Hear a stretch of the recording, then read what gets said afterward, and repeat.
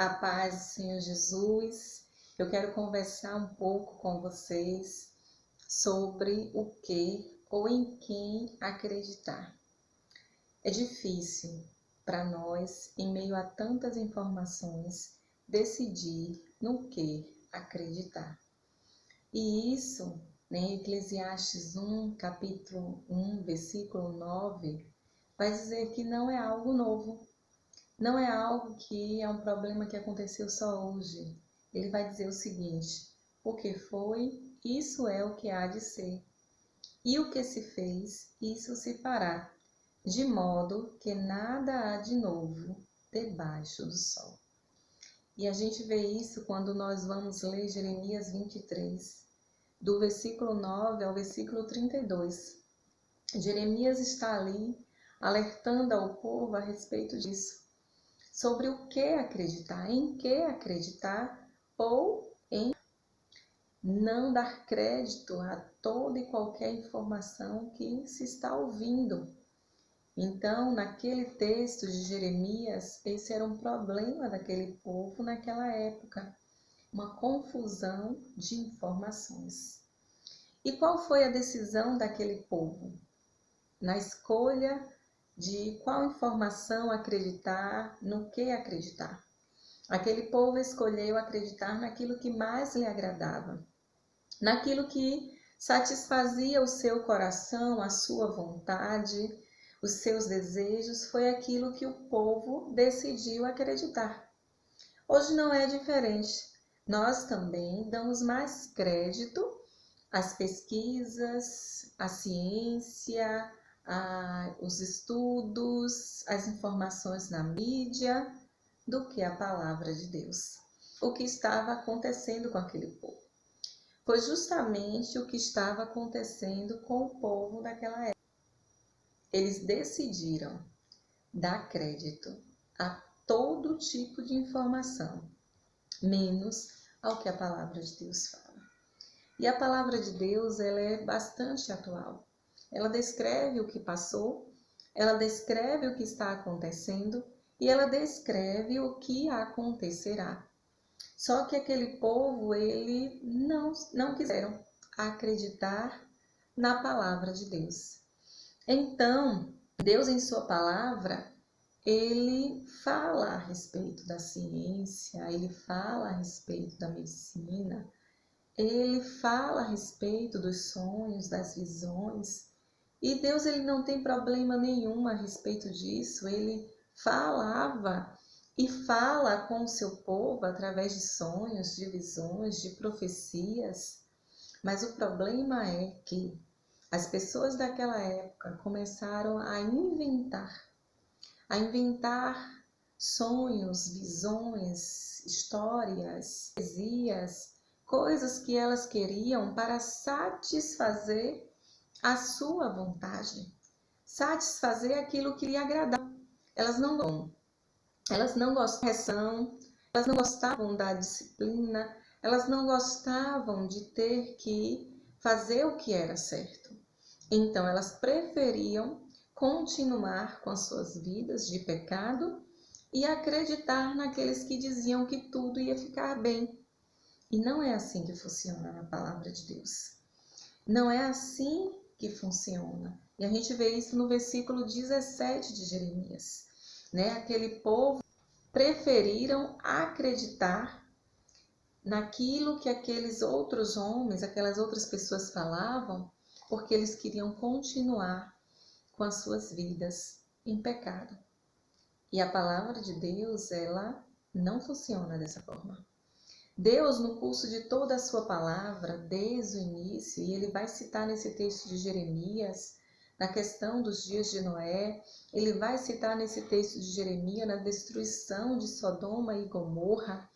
Deus, em toda a sua palavra, ele vai exortar o povo ao arrepender-se. Era o caminho da bênção, e é o caminho da bênção. Então, antes de eu receber qualquer bênção do Senhor, eu preciso me chegar a Ele em arrependimento, em mudança de atitude. Eu preciso me voltar para o Senhor. É assim que funciona a palavra de Deus. E assim foi, né? Como é que pode ocorrer promessas de bênção onde há pecado? Foi o que estava acontecendo com o povo no tempo de Jeremias. Aquelas pessoas estavam prometendo que aquele povo seria abençoado, que aquele povo iria prosperar, de que tudo ia ficar bem. Só que aquelas pessoas estavam fazendo tudo o contrário que a palavra de Deus ordenava. Aquelas pessoas continuavam com os roubos, aquelas pessoas continuavam com a mentira, aquelas pessoas continuavam com a prostituição, com o adultério, aquelas pessoas continuavam fazendo tudo o que desagradava ao Senhor. Tudo que a palavra de Deus ordena que não aquele povo estava fazendo, aquele povo permanecia fazendo. Então, como é que vai existir uma promessa de bênção aonde está o erro? Aonde está o pecado? Deus, ele é justiça. Ele não age no meio da sujeira. Ele não age com injustiça. Ele espera de nós a mudança de atitude. A escolha é nossa. E a palavra de Deus fala que primeiro é necessário o arrependimento. Foi assim antes de Jesus vir. Então, primeiro veio João Batista. João Batista veio pregando arrependimento, preparando o caminho para a salvação que era Jesus que viria, o Messias. Então João Batista vem, prepara o caminho, que é o arrependimento, prega o arrependimento e logo em seguida o Senhor Jesus vem. E aí quando o Senhor Jesus vem, ele vem com a salvação, ele vem com cura, ele vem com libertação, ele vem com todo tipo de bênção para a nossa vida. Porque Jesus, ele diz que ele nos dá vida e nos dá com abundância. Antes do Senhor Jesus vir, veio primeiro o arrependimento, através da vida de João Batista. Então, se você quer as bênçãos do Senhor na tua vida, se você quer a salvação do Senhor na tua vida, primeiro precisa vir o arrependimento. Então, o que foi que aconteceu? Primeiro precisa vir o conserto. No versículo 28, o povo vai falar do sonho e da palavra. Trata a palavra como a verdade. A palavra é a Bíblia. A palavra de Deus é a verdade.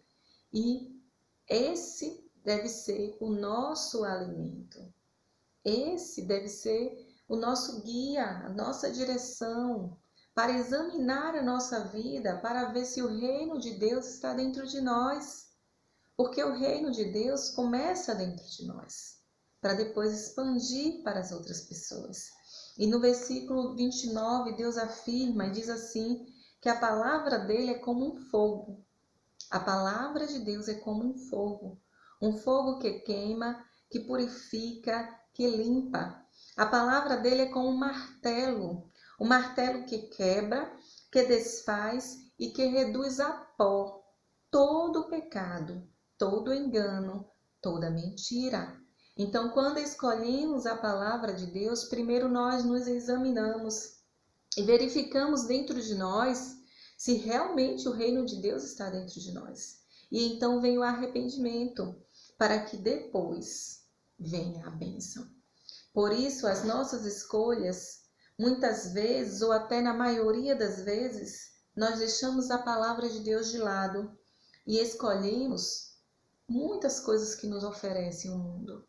Por que deixamos a palavra de Deus de lado? Porque a palavra de Deus, ela nos conduz. A palavra de Deus nos conduz a deixar tudo que é de ruim, tudo que é impuro, ainda que aos nossos olhos pareça agradável. Ela nos convida ao arrependimento. Então, acreditar em tudo do que ler ou acreditar na palavra de Deus. Devemos acreditar em tudo do que ouvimos, vemos, ou devemos acreditar na palavra de Deus? Acreditar na palavra de Deus, a Bíblia, as Escrituras Sagradas, acima de tudo. Jesus te abençoe.